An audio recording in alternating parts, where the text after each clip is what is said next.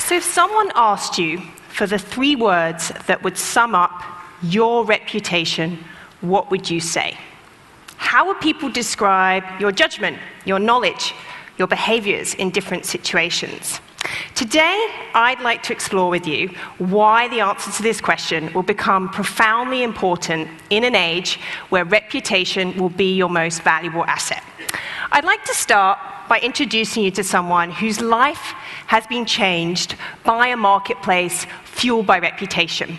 Sebastian Sandys has been a bed and breakfast host on Airbnb since 2008. I caught up with him recently, where over the course of several cups of tea, he told me how hosting guests from all over the world has enriched his life. More than 50 people have come to stay in the 18th century watch house he lives in with his cat, Squeak. Now, I mentioned Squeak because Sebastian's first guest happened to see a rather large mouse run across the kitchen, and she promised that she would refrain from leaving a bad review on one condition: he got a cat. And so Sebastian bought Squeak to protect his reputation. Now, as many of you know, Airbnb is a peer-to-peer marketplace that matches people who have space to rent with people who are looking for a place to stay in over 192 countries. The places being rented out are things that you might expect, like spare rooms and holiday homes. But part of the magic is the unique places that you can now access. Tree houses, teepees, airplane hangars, igloos. If you don't like your hotel, there's a castle down the road that you can rent for $5,000 a night. It's a fantastic example of how technology is creating a market for things that never had a marketplace before. Now let me show you these heat maps of Paris to see how insanely fast it's growing. This image here is from 2008. The pink dots represent host properties. Even 4 years ago, letting strangers stay in your home seemed like a crazy idea. Now the same view in 2010, and now 2012. There is an Airbnb host on almost every main street in Paris.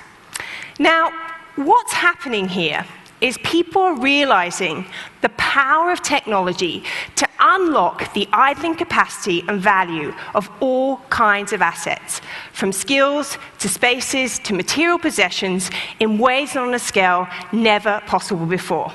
It's an economy and culture called collaborative consumption, and through it, people like Sebastian are becoming micro-entrepreneurs. They're empowered to make money and save money from their existing assets. But the real magic and the secret sauce behind collaborative consumption marketplaces like Airbnb isn't the inventory or the money. It's using the power of technology to build trust between strangers. This side of Airbnb really hit home to Sebastian last summer during the London riots. He woke up around 9 and he checked his email and he saw a bunch of messages all asking him if he was okay. Former guests from around the world had seen that the riots were happening just down the street and wanted to check if he needed anything. Sebastian actually said to me, he said, 13 former guests contacted me before my own mother rang. Now, this little anecdote gets to the heart of why I'm really passionate about collaborative consumption, and why after I finished my book, I decided I'm going to try and spread this into a global movement. Because at its core, it's about empowerment. It's about empowering people to make meaningful connections. Connections that are enabling us to rediscover a humanness that we've lost somewhere along the way. By engaging in marketplaces like Airbnb, like Kickstarter, like Etsy, that are built on personal relationships versus empty transactions. Now, the irony is that these ideas are actually taking us back to old market principles and collaborative behaviors that are hardwired in all of us. They're just being reinvented in ways that are relevant for the Facebook age. We're literally beginning to realize that we have wired our world to share, swap, rent, barter, or trade just about anything. We're sharing our cars on Whipcar, our bikes on Spin Lister, our offices on Loose Cubes, our gardens on Landshare. We're lending and borrowing money from strangers on Zopa and Lending Club. We are trading lessons on everything from sushi making to coding on Skillshare. And we're even sharing our pets on Dog Vacay. Now, welcome to the wonderful world of collaborative consumption that's enabling us to match wants with haves in more democratic ways. Now, collaborative consumption is creating the start of a transformation in the way we think about supply and demand.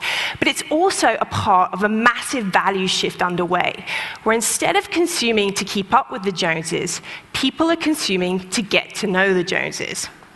But the key reason why it's taking off now so fast is because every new advancement of technology increases the efficiency and the social glue of trust to make sharing easier and easier. Now, I've looked at thousands of these marketplaces, and trust and efficiency are always the critical ingredients. Let me give you an example. Meet 46-year-old Chris Mock, who has, I bet, the best job title here of Super Rabbit. Now, 4 years ago, Chris lost his job, unfortunately, as an art buyer at Macy's. And like so many people, he struggled to find a new one during the recession. And then he happened to stumble across a post about TaskRabbit. Now, the story behind TaskRabbit starts like so many great stories with a very cute dog by the name of Kobe. Now, what happened was in February 2008, Leah and her husband were waiting for a cab to take them out for dinner when Kobe came trotting up to them and he was salivating with saliva. They realized they'd run out of dog food. Kevin had to cancel the cab and trudge out in the snow. Now, later that evening, the two self-confessed tech geeks started talking about how cool it would be if some kind of eBay for errands existed. 6 months later, Leah quit her job and TaskRabbit was born. At the time, she didn't realize that she was actually hitting on a bigger idea she later called service networking. It's essentially about how we use our online relationships to get things done in the real world. Now, the way TaskRabbit works is people outsource the tasks that they want doing, name the price they're willing to pay, and then vetted rabbits bid to run the errand. Yes, there's actually a 4-stage rigorous interview process that's designed to find the people that would make great personal assistants and weed out the dodgy rabbits. Now, there's over 4,000 rabbits on across the United States and 5,000 more on the waiting list. Now, the tasks being posted are things that you might expect, like help with household chores or doing some supermarket runs. I actually learned the other day that 12,500 loads of laundry have been cleaned and folded through TaskRabbit. But I love that the #1 task posted over 100 times a day is something that many of us have felt the pain of doing. Yes, assembling IKEA furniture.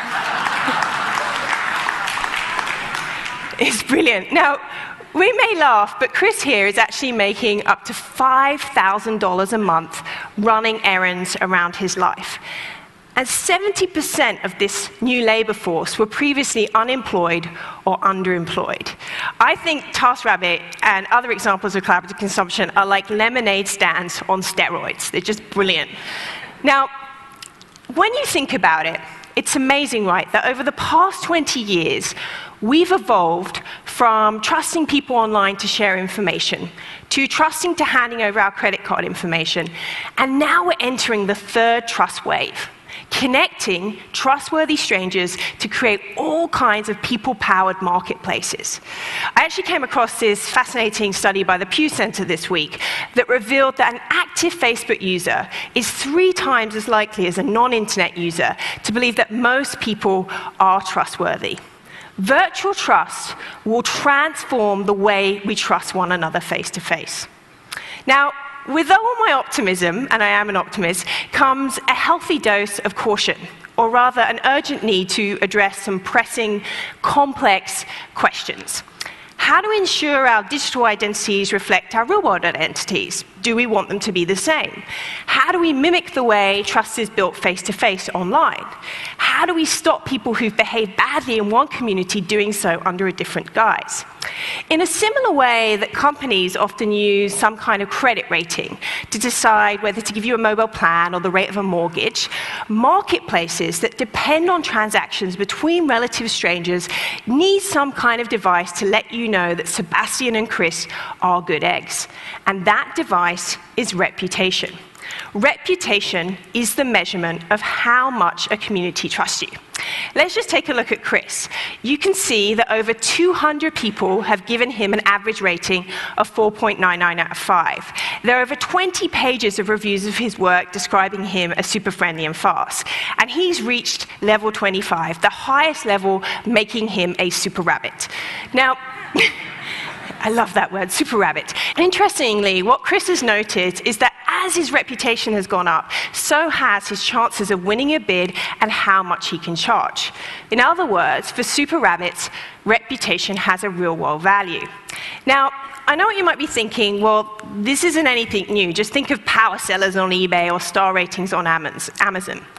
The difference today is that with every trade we make, comment we leave, person we flag, badge we earn, we leave a reputation trail of how well we can and can't be trusted. And it's not just the breadth, but the volume of reputation data out there that is staggering. Just consider this. 5 million nights have been booked on Airbnb in the past 6 months alone. 30 million rides have been shared on carpooling.com. This year, $2 billion worth of loans will go through peer-to-peer lending platforms. This adds up to millions of pieces of reputation data on how well we behave or misbehave. Now, capturing and correlating the trails of information that we leave in different places is a massive challenge, but one we're being asked to figure out. What the likes of Sebastian are starting to rightfully ask is, shouldn't they own their reputation data? Shouldn't the reputation that he's personally invested on building on Airbnb mean that it should travel with him from one community to another? What I mean by this is, say he started selling secondhand books on Amazon, why should he have to start from scratch? It's a bit like when I moved from New York to Sydney.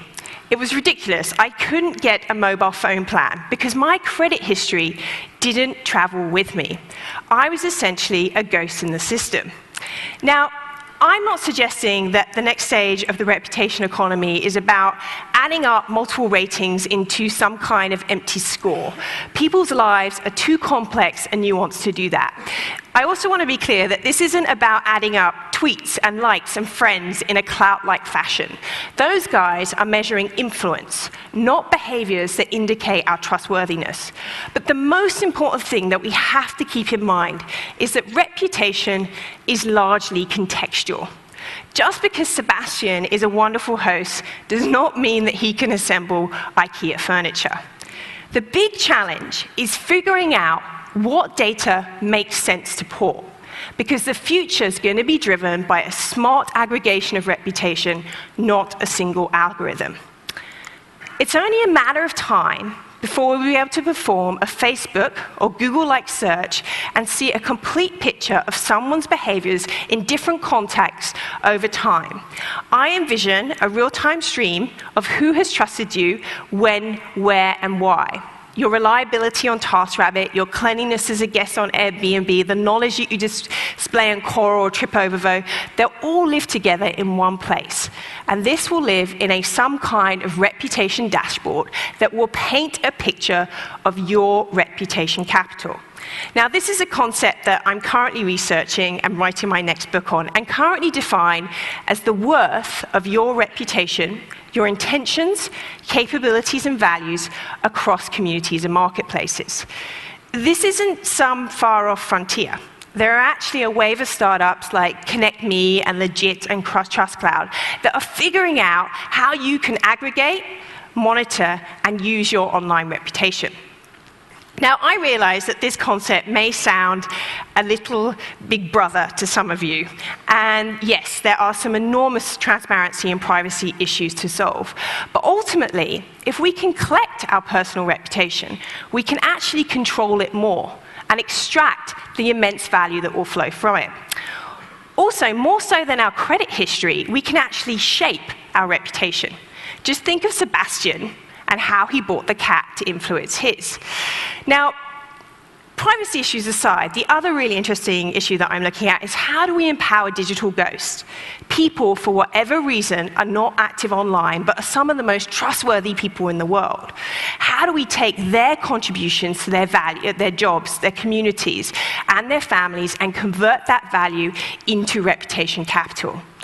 Ultimately, when we get it right, reputation capital could create a massive positive disruption in who has power, trust, and influence.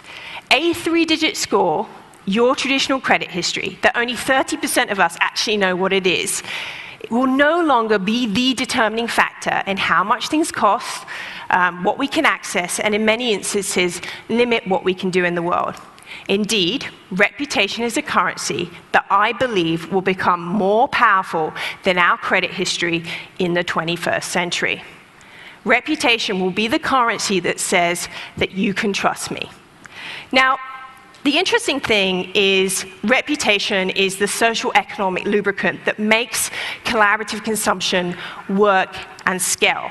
But the sources it will be generated from and its applications are far bigger than this space alone. Let me give you one example from the world of recruiting, where reputation data will make the resume seem like an archaic relic of the past. 4 years ago, tech bloggers and entrepreneurs Joel Spolsky and Jeff Abwood decided to start something called Stack Overflow. Now, Stack Overflow is basically a platform where experienced programmers can ask other good programmers highly detailed technical questions on things like tiny pixels and Chrome extensions.